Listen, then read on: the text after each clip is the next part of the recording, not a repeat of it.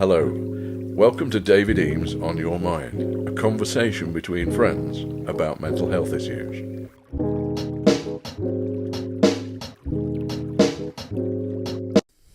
Hello and welcome to David Eames On Your Mind. I'm joined today by Mikey Markham and alas, Owen's not with us. He's been arrested, or no, he might be working somewhere else, I'm not sure, it's one or the other. But today we're going to be talking about addiction. General chat maybe, causes, how to get out of it. We don't know what we're doing, but let's see what comes out. Mikey, what do you know about addiction? I just love that. We don't know what we're doing. Can you put that on every podcast from now on? We don't know what we're doing. We're just trying our best. Addiction. I've had a lot of conversations about addiction, and I think addictions run in my life a lot. One program that I watched on addiction, there was a professor called David Nutt. I don't know if you heard of him. Yeah. And he did two. One on rat utopia, and the other one, you'll know a lot more about this, so I'd like you to go into depth if you do. But one was about environment, and what they did was have a water with cocaine in and a normal water. And I think they found out that if the rats were just in cages with nothing to do at all, 90% would go to the cocaine-laced water to get away from themselves. But as soon as they did this rat park and created an amazing situation, it was still like 10% of the rats would only go to the cocaine-laced water, so reduced it massively down. But then I think they still took that experiment a bit further, to my understanding. Was like, well, why are these ones still going to that water though, even though they've made an amazing situation for them where they could have sex and play and all that?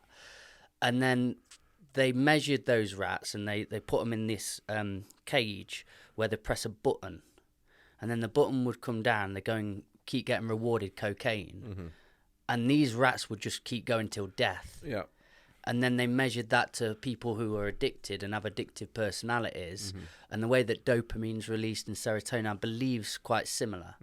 So that was something I watched, and that really fascinated me, because I remember being at parties, and there'd be substances flying about, and all my mates would be quite calm and relaxed and just chatting, or overly chatty on certain substances. But then for me, it was like, is there any more? It was such an overwhelming, uncomfortable experience for the whole night then, because I just wanted more and more and more. So I've not ventured the path far, but I do believe there is a disease in addiction. Right. That's something I feel, but I couldn't give an honest response, if that makes, or an educated response exactly. Okay.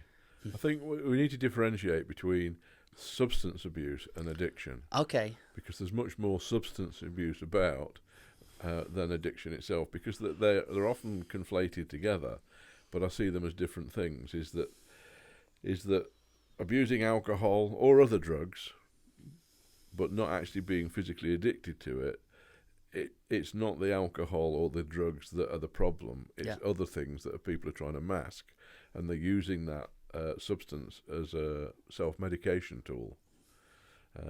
So that is something that if you solve the emotional issues, often it's easy to give the thing up. I hear you, But with some things, cocaine being a very good example of this, it's chemically addictive.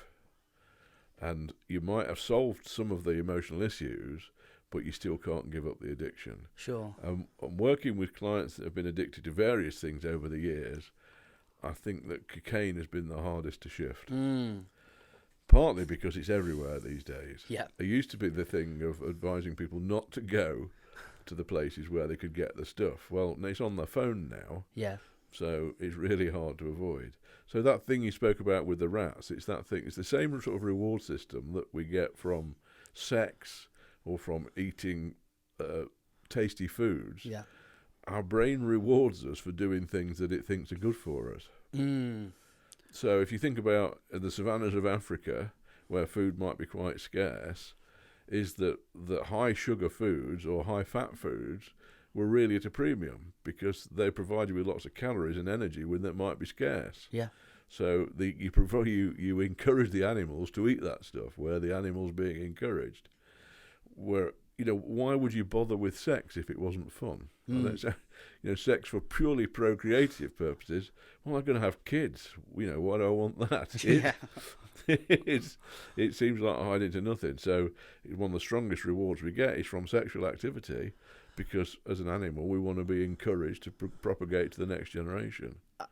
In my friendship circles, sex seems to be one of the strongest addictions that people hold. Mm-hmm. Have you worked with clients with sexual addictions? Yeah, and sometimes not acknowledging that as an issue, not something they particularly wanted to treat. Yeah. Somebody's having different partners several times a week, and it seems quite an empty existence. Is it more so in men? I just out of interest that you've... I think... I was going to say come across. Generally speaking, but, unless they're gay, there've got to be women involved in it too. Yeah. Yeah, of course. Yeah, I'm really interested in that then. Mm-hmm. Sort of, what advice would you give to somebody that's come to you... Sorry, I need to stop using that word. Yeah. But for advice on having a sexual addiction. It's... so many of these things, it's the presenting issue isn't the real issue. I hear you. So it's about figuring out what people are trying to escape from. So for myself, there was a period where I was drinking far too much, but there were emotional issues that I had to work through that meant that I didn't feel that I needed the drink so much. And it wasn't necessarily the drink itself, but it was the environment I was using it in. And it was distraction from the internal monologues, which were uncomfortable, about my own sort of sense of abandonment and loss. And so using drink as a way of escaping from that. But it doesn't escape. Nothing goes away because, you sober up, you feel worse. Yeah. And so you end up drinking more to take those feelings of the hangover in that way. I would go to work and take a flask of brandy with me. Wow. Get some hot chocolate out of the drinks machine and then just top it up with brandy. That keep things going. At what point did you become quite conscious that you were drinking a lot and you couldn't go without drink?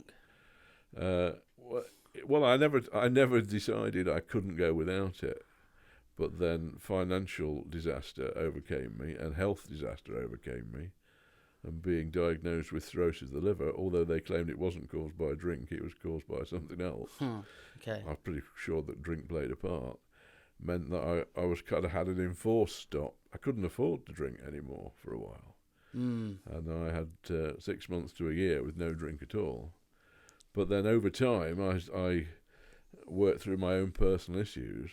So nowadays, I have a drink, I enjoy a drink, but probably only about once a week. And I don't need it every day, but I do enjoy it. It is a great part of life at times. I mean, although it's really helped some people, I think the whole AA approach of you can never have any control over the substance, I don't necessarily agree with, because I think that almost sets up people to fail. And I also think they grow a bit of an identity about that, and that becomes gospel instead. And if you break that, then you really beat yourself up more than ever about that. So I do always have a bit of a nuanced approach. But with alcohol, it's interesting because you can live without alcohol in essence. So just giving it up, that's an approach. But what about people like sex and food who have addictions to that, where it needs to be, well, not necessarily sex then, but let's go food. It needs to be incorporated in your life somewhere healthily. Yeah. Does that make sense? Well, there's some things that you could eradicate, and that sort of cuts the problem but doesn't get to the root. But things like food, you can't just eradicate that. You need to start... No, and it may be apparent for those of you watching rather than listening to this that, I'm carrying a few pounds, and then a few pounds more, and then several stone on top of that. Believe it or not, I have been a lot bigger than I am now. I'd like to be smaller, but the thing is, for some of us, the point at which our appetite is set, it's a little bit high. You only need to be having a few calories a day extra to put a little bit of weight on every week, and it adds up over time. If you're gaining or losing 1 pound a week, over a year, that's like 3.5 stone. Yeah. So, half a pound a week, it doesn't sound like much, but it can have big differences. And when people diet to lose weight, they almost always put the weight back on again afterwards. We have this regime nowadays which is telling people, that, I've got to exercise all the time. But when you actually look at how much you've got to exercise to get rid of calories, it's kind of meaningless. Yeah. It's about, reducing intake. There's some new drugs coming around. So I don't buy it. Yes, some people do comforty. I mean, I have done occasionally, but generally I don't. I don't eat much between meals. And we try and eat reasonably healthily. Yeah. So, again, the idea that of food being addiction, for some maybe, but I don't think it's a bigger problem as it's being portrayed. People who are naturally thin like to make judgments about those who are not. I hear you. It's just something you hear a lot in people, and that they grow addicts. Even the other way, though, where, is the arm coming off? Yeah. And not even for people who are overweight, though. People that can't function without having a set of meals and so on, and they've got to eat in this exact way, and if they don't, they've had a terrible day.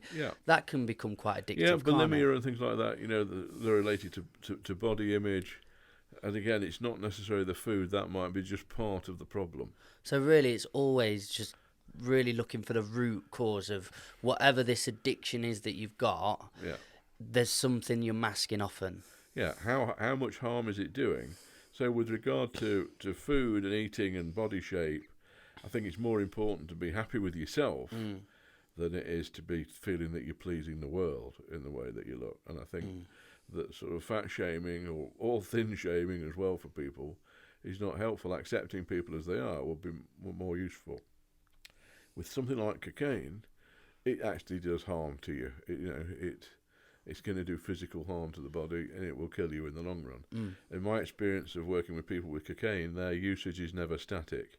It's either increasing or decreasing, more often than not increasing. And more cocaine, because you need more as time goes on, and many drugs fall into that category. Yeah. But some drugs can be used sensibly, if you like. Maybe somebody that's having an occasional spliff is doing less harm to themselves and society than people drinking a bottle of vodka a day. Do you think it's important, though, to recognise when it is too much for you? Because occasional spliff and having an honest conversation about, well, this is just adding to whatever night that you've got planned for it or so on.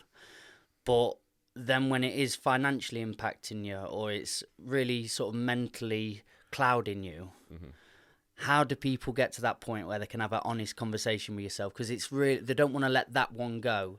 Usually, my life, it's not quite how I wish it to be, wanted to be, but that's definitely not the problem. And you kind of could be.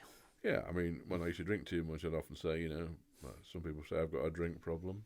I drink, I fall down, there's no problem. I like that. Get back up again. I get knocked down. I might eventually get back up again. But I was quite a high-functioning drunk as well. So I could have a skinful, but most people wouldn't notice. My wife could always tell, because my mouth would work very hard to pronounce things absolutely correctly. And one way to play a drunk, for actors apparently, is to try and act completely soberly, because it's quite difficult. It's that when things aren't happening naturally, it's a little bit odd. But it's again, like me just normally trying to talk. An impediment of sticking extra vowels in words. Yeah. But I think it's when do people realise? It's a tricky one. Yeah. Because our capacities to delude ourselves are enormous. I know I keep banging on about this. We delude ourselves every day that life's going to go on, and it's limited in extent, so we ignore that. And maybe sometimes people are using substances as a way of ignoring that. It's feeding the reward systems in the brain, and if this is all we have in life, then enjoying it surely is one of the main purposes of doing it. If somebody chooses to use drugs to do that, Often I think when people get to an addictive level of substance abuse, they've got to hit their own rock bottom. Yeah. In a way, before they can climb back out again. Sometimes that rock bottom point is the other side of death. They're going to die before they get there. And when we have people that we care about that are going through addiction, allowing them to fall is one of the most important things. Yeah, but it's so dangerous. Yeah. My friend had a good metaphor for that, and he said, as a parent, a guardian, or a loved one, you've got them on a motorway, and there's a big wall at the end of it, and all you're doing is you keep pulling them into the station, letting them have a bit of a refuel, and then go again. And you really need them to just go and hit that wall as hard as they can. But to hear that as a loved one's really hard as well, isn't it? Seeing somebody go through it. Yeah. But then we can end up in that codependent situation where we're supporting someone in their self-destructive behaviour. And allowing that. It's a hard situation, and I think that we often mistakenly punish people because we're assuming that people are really making informed choices about their behaviour. And so many things that we do on an almost automatic basis. Or the real reasons that we're doing it are not those that we're telling ourselves are the reasons that we're doing it. That there's some reward centres in the brain that are being triggered, or certain unconscious patterns of behaviour that we get locked into that we can't easily escape from. And it's other people that need to be more sensible. I hear you. I was just reflecting in my head then as well, back to sex addiction. I don't. You seem to be very interested in sex. I am, because it was something that I struggled with, especially when I was travelling, and it's something that's sort of calmed. And you, as you always say, the testosterone, it's made it a lot easier in your life now as it's decreased as you get older, and maybe that's what I'm going through a little bit. Shouldn't be. I'm 29, but no, but it may be you're getting your rewards elsewhere. Sure. Yes. See, I think often when people are pursuing a lot of sexual activity, it's a substitute for love. Yes. It's that feeling of intimacy and closeness, but it actually isn't really intimate at all. It's just mechanical. It's enhanced masturbation. One night stands all the time. Real intimacy with someone is knowing them emotionally and may have nothing to do with sex at all. Apparently, Robbie Williams has given up sex pretty much. I mean, he was priapic, is the word that you use. I can imagine whenever he wanted it, he could probably have just sent a text and got it. So that could become quite dangerous after a while, couldn't it? Yeah. It's what young man, what teenager is not going to respond to that? It's not go, oh no, I'm going to be sensible. That's where I was at. Because that's where I'm most reflective, and in my addiction, it's sex. And when I was in Australia, I was backpacking and travelling, and the way that hostels operate is it's just everybody's coming and going again. But to different hostels all the time, and it's sort of got to have that moment. And I could do the chatter when I was younger. Still got it about me now, I'm sure. Oh, yeah. But I'm feeling a bit moist as we speak. Thank God. But I remember after a while, it felt so hollow and so false, and it really pained me, but I couldn't stop having it. Because it was so exciting in that moment, and then the aftermath was where I felt so low. But I suppose why I'm really interested in it too is because I just know so many people that won't openly talk about it, but genuinely struggle with it and go through it. Particularly my male friends, if I'm thinking, but not to generalise. Because you've got those things that you're somehow not comfortable with yourself. So if those sex will help me with that. I'm going to get close to somebody, going to have a physical sensation that's going to reward me. And afterwards you feel low because it's not got rid of the void inside. So then I'm going to have sex again, see if it works again, and the cycle repeats. So how important is it then to be introspective, to reflect and go back to your past and root around a lot in terms of when I was bullied or when I felt like my mother didn't give me this? How important would you say that is to be back in that past? It's the self-knowledge is the most important thing of all. Yeah. It's often hard. I know I'm kind of banging my own drum here. It's hard to do that without therapy sometimes. Yeah. Because the number of times I've spoken to to clients about their childhood, and they've kicked off with saying, no, my childhood was perfect, it was ideal. And then when we work through it, and they've gone, it wasn't so good as I thought it was. And I'm not trying to implant stuff, but it's just when you analyse, often the way people are as Brits, not necessarily a very loving experience. And also speaking to a neutral ear who doesn't know you and isn't going to sort of tell you what you're doing's good or right and sort of big you up for it. I'm just asking questions. Yeah. How did you relate to your parents? What was it like? Were there lots of hugs around? Were you told that you were loved? And how did it feel? What was relationships like with siblings? Things like that. What was school like? And various things contribute to who we are as adults. And they sort of that helps to develop the landscape of how we perceive ourselves in the world.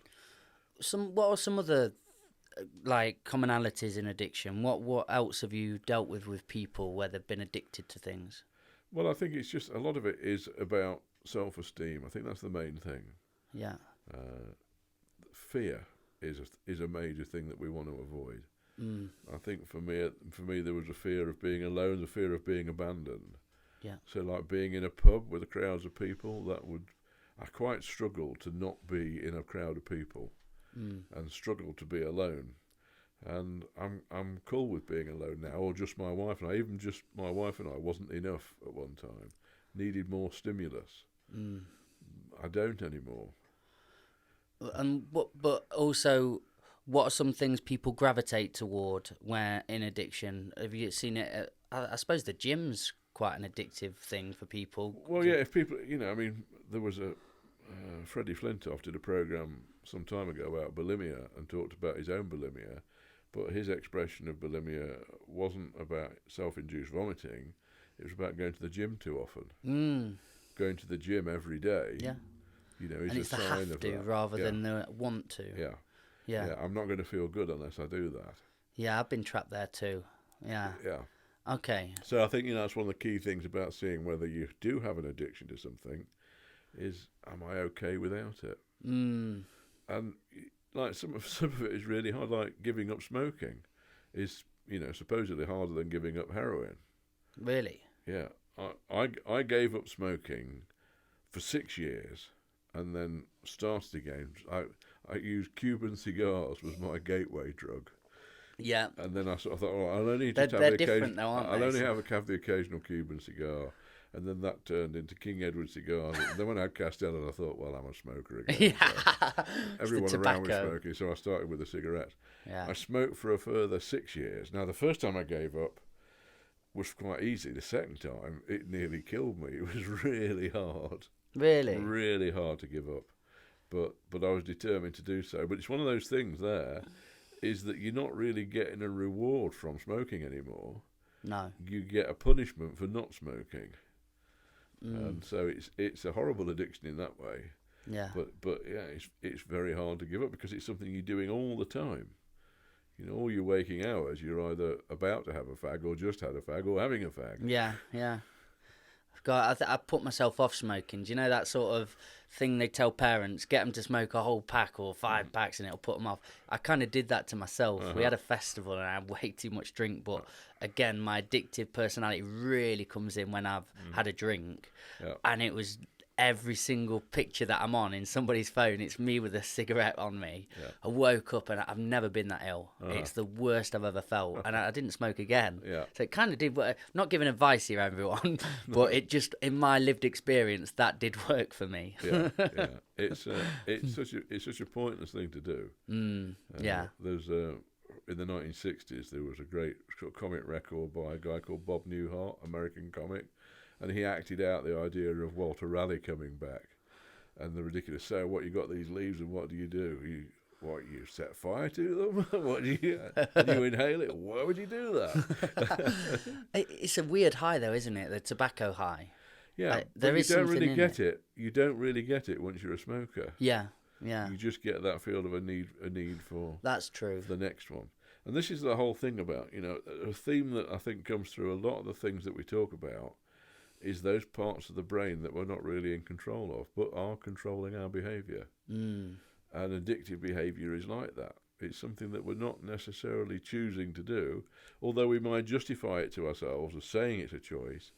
It's actually a deeper part of the brains that are running the show. That's a good word. It's the justification all the time, isn't it? Friends will give you justification to do it. You'll give yourself justification. Yeah.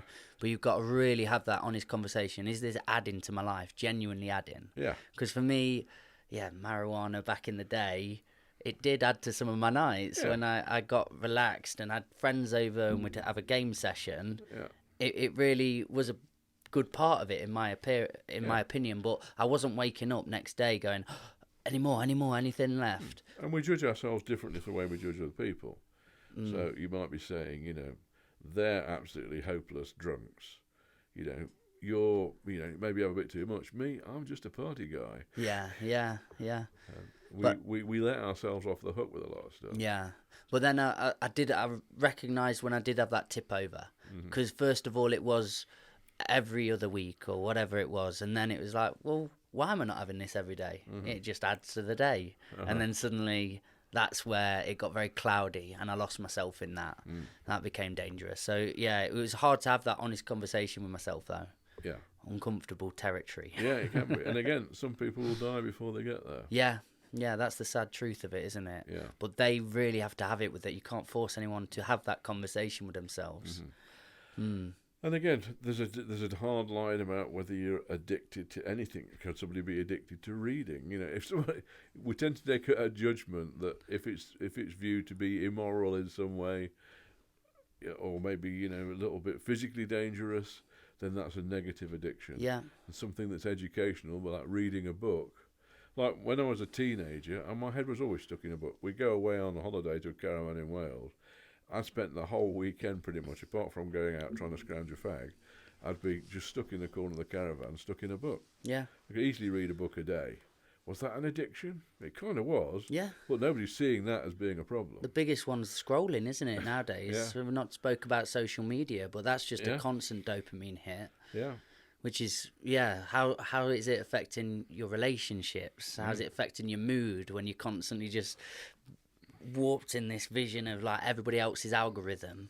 There's a lot to be considerate of, isn't there? Yeah, my wife was a late joiner to Facebook, and I'm kind of regretted introducing her to it. Yeah, because it steals a lot of her time. I know, for myself, scrolling through stuff, playing little games on my phone while I'm watching TV or something. So things like that, do you give advice in terms of maybe just having a bit of regime or a bit of routine with it? So being conscious of it, and then maybe just having some set times that you try and hit. I can do that, but the first thing is, do you think it's a negative thing? Yeah, that's true. Because somebody might think it's enhancing their life. And some people, it's our business as well, so it really, I need it, in essence, to promote what we're doing, and it's an important, integral part of business nowadays. If you've not got that world, then you're kind of outside of it. Yeah. But I've definitely recognised there's a thing I've implemented now called a posting ghost. I put stuff up and I'm gone. Right. I'm out of there, and it's really helped. I've gone an hour in the morning now on the treadmill, and it's not really for health or anything other than just I'm getting my business done. And it's probably a better way to shed a few calories then maybe. But it's business time. After that, music on or podcast. Yeah. But again, it's that making a qualitative judgment about what some people are doing as being less, it's like, the music you listen to pop music, I listen to opera. I'm a superior being because of that, Are you watching soaps? I do Shakespeare all the time. Yeah. And it's such bullshit. There is no such thing as high culture and low culture. There's just culture. I like when you said that. And the only culture that is valuable is that is value to you. It's a subjective experience. Yeah. So if scrolling through YouTube videos is what you want to do, well, knock yourself out. And I agree with that mostly. The only slight nuance there for me is that the high and low culture, but things like Love Island or so on. Watching that for me, but it really promotes this image-based thing and this look a certain way, be a certain way, comparison kind of thing. how healthy is that in comparison to, say... how is it for me to judge that? I agree with that, yeah. You know, how is it for me to judge what someone's getting out of watching it? Yeah, that's true. You know, they might be watching it for thinking that whole image consciousness is ridiculous. Yeah. And it's feeding that for them. You know, we touched on this before we started the podcast about you can't legislate for people's private behaviour. And what people enjoy doing, as long as you're not harming other people, well, it's not for any of us to say that's the wrong thing to do. Yeah, I don't think we should be moralising about people, what people do for fun. No, I really like that and your spin on it and what you say. But it's just the zeitgeist, isn't it? And what we've put into it, and where we've really, this is what's interesting. This is what's interesting. I wish there was a little bit more variety. I know there is. We've got YouTube and other platforms, but in terms of the mainstream, that's kind of what's most promoted, and I feel like there could be more option. Yeah, but you know, there's so many choices these days. The market decides what's going to be there. At one time, you know, I remember BBC Two coming online. I remember there only being 2 channels on TV. I don't remember them days, mate. No, I know you don't. I know you don't. Yeah. And it's there's too much choice nowadays. In a way, I hear you. It's you often can't choose something because the stuff you're worried about, the stuff you're missing out on. You know, which is a big thing. But there's a democratization there of consumption. Yeah. You know, YouTube, Spotify, things like that. The things that we're doing here, there are no gatekeepers anymore stopping people producing material. Yeah, that's the beauty of where social media's got to. Yeah. And when it gets such a negative light shone on it, that they always miss that side of it as well. There's a huge positivity to it as well. Yes, yeah. And if somebody's watching Love Island, you know, you want to maybe judge them for negative things, but maybe they're learning more about how human beings interact with each other. They might not have learnt otherwise. No, Just watching Scooby-Doo cartoons, for instance, you know. South Park for me, mate. Yeah, but who's to judge? Yeah, you know, what's better?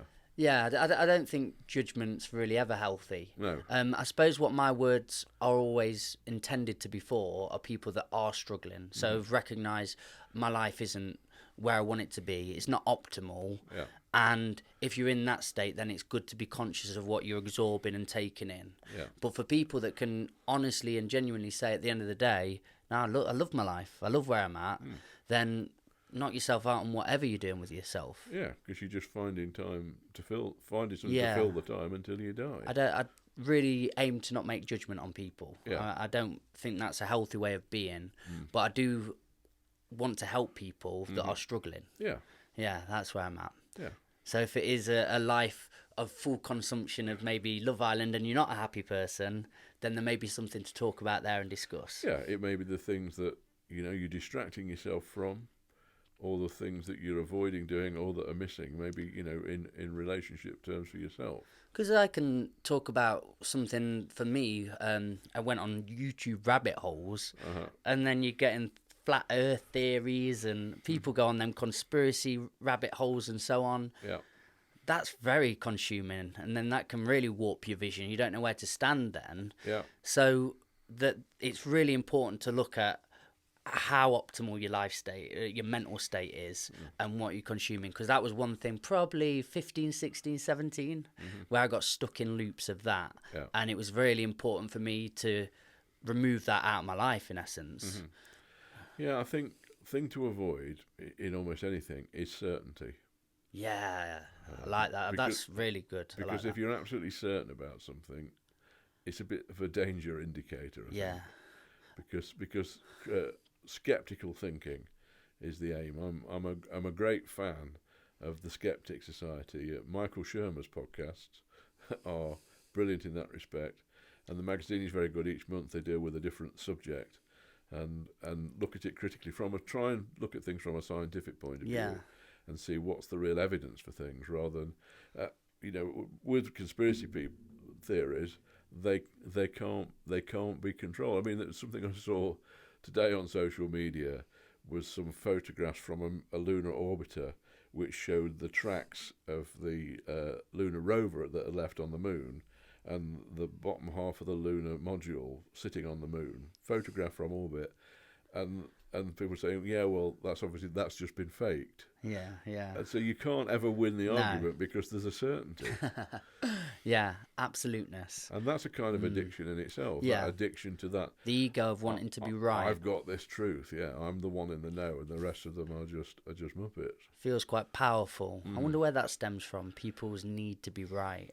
I think again from a sense of powerlessness very often. Interesting. You know what it's about their own ego issues. That I think that there's for me, you know, Christian faith was a big part of my life, and now it isn't. And it was quite a hard transition from one to the other. And to admit that you've been delusional about something takes quite a bit of strength. You lose a lot of your identity and the people that you form relationships with. To remove yourself outside of that, it's a big shift. And so, you know, to saying to people who weren't believers that I no longer believe, it's happily I have a degree of sort of feel intellectually secure, so I was okay doing that. But it's quite hard to say, yeah, I was wrong. Somebody said recently to me, a belief is just a thought that you've agreed to. I'm like, oh, bloody hell, yeah. I try not to stay fixated on any of them because they're just thoughts I've got and put a lot of attention on. Yeah. Having said that, I would not try and talk anyone else out of their belief. Yeah. I'm no Richard Dawkins at all. He's very sharp, isn't he? Yeah. I don't like that way of being. No, because... Why is it be so nasty about it? Yeah, because I envy people who have faith because it's nice. Yeah, yeah. It may not be delusional. And it makes some people do some beautiful things. Yeah, it's not a bad thing. And you know, people have nice relationships and life can feel a lot better with it. So, yeah, why talk someone out of that? I'm with you. So, yeah, some addictions... You know, I'm addicted to breathing. Some addictions are quite helpful. Yeah, yeah. It's down to that, about your own judgment. First of all, are you addicted to something? And if you are, what are you going to do about it? And I think, with almost any addiction, a period of abstinence is necessary.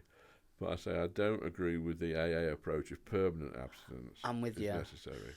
Yeah, I was filming a podcast the other day, and they were talking about alcohol, and they're like, well, go a year without it then. And I thought that was a bit too far stretched. Like, how's about a week or a couple of weeks and just have one of those Friday nights or Saturday nights off and just test yourself and feel it? I always think we always push to the extremes, don't we? Yeah. Well, when people are giving up addictions, one of the techniques that I talk about is the kick the can down the road. And this works very well with smoking and with drink, is that if you're sitting there trying to give something up, and part of your brain is going, no, but we want it. We want it. You want it. And you want it. You want it. And you say to yourself, okay, I'm going to have a cigarette in 10 minutes. And that part of the brain goes, okay, well, I'm going to start prodding you now. Sort of fed it a bit. Yeah, because we're going to have one. That's great. And then in 10 minutes, well, no, I can go another 20 minutes now. And you can and then you forget, because the period of the real desire doesn't last very long. So if you can get over that hump of that sharp intake of desire, you can kick it down there. And if you then have a cigarette or a drink, you've proved to yourself you could wait 20 minutes. Yeah. You know, it's not a failure.